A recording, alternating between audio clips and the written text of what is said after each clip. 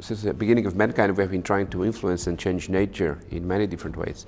And this approach to change nature has been accelerating, in particular since the first industrial revolution in the late 1700s, starting with steam engines, then going later for the assembly lines and to the digital revolution, the latest part of the previous century, and now entering a phase of the fourth revolution, where we merge converging technologies, where we use big data, computational designs, biology, nanotechnologies, all together to change our world substantially. And we aim to contribute to this revolution with our bacteria, reprogramming bacteria for a production of fine chemicals.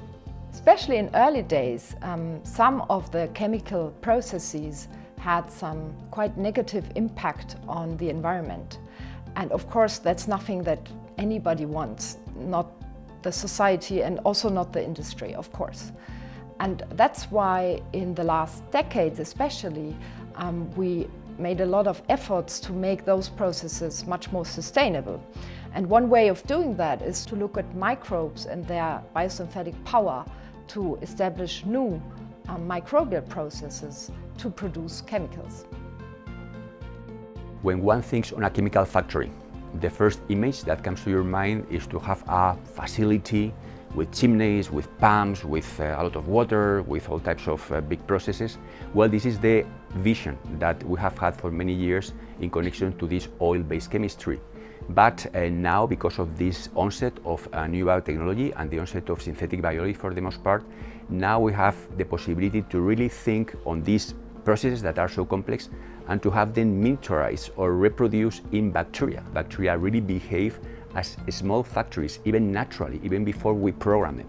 But now with the power and the tools of molecular biology, systems biology, synthetic biology, what we want to do is to take these bacteria that have their own chemical capabilities and then reprogram them exactly in the direction that we want. Engineering microbes for industrial applications has advanced enormously over the last few decades.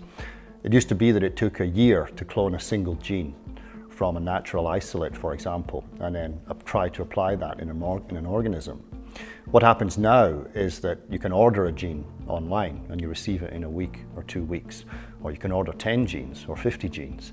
And the ability to put the genes together has advanced enormously also. So combining these abilities along with the multidisciplinarity of molecular genetics and biochemistry and synthetic chemistry also has given us incredible power to accelerate the process of engineering microbes.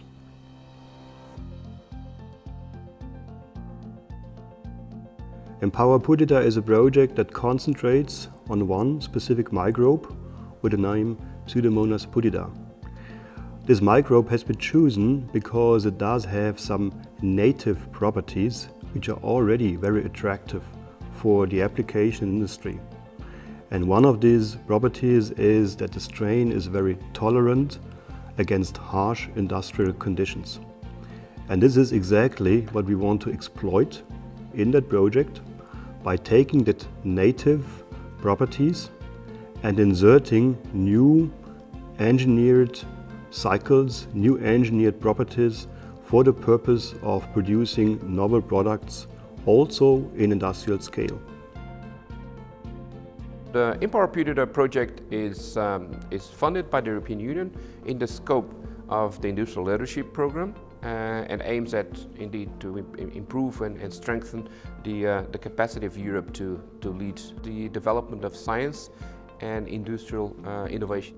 It is a consortium of various academic partners, small, medium enterprises and large companies.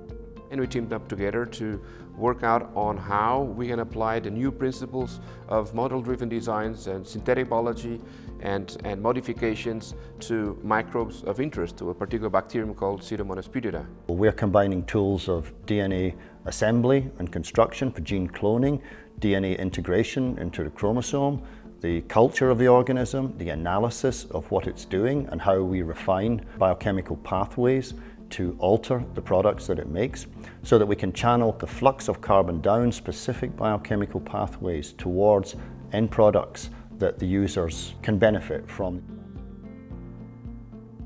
One of the benefits of the projects is that we aim for greener processes.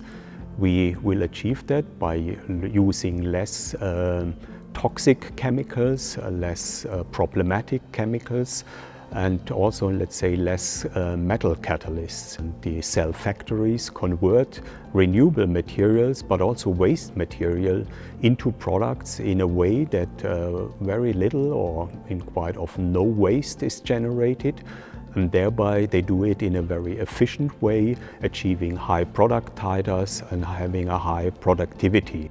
So we are trying to make products like isobutanol, like even herbicides that we can produce spending less energy and being able to extract much more in a faster and more efficient way. We're trying to reprogram the bacteria to do what we want her to do. Another advantage I see with using microorganisms for the production of chemicals is their natural ability to synthesize very complicated and complex molecules. By using such microorganisms and bio-based processes, we can have access to this class of molecules as well, where chemistry sometimes, is not able to make them efficiently.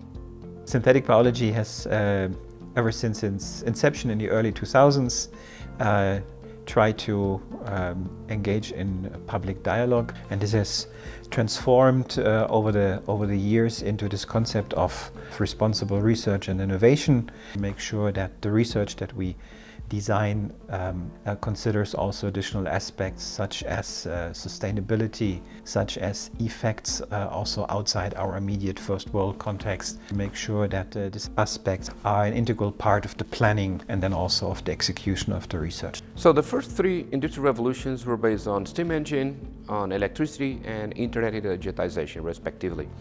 Now, and these were about industry producing more or better. The fourth industrial revolution goes much beyond just the industry. It's about taking care of our natural resources, being more sustainable, and addressing solutions, biological solutions to our well-being and welfare.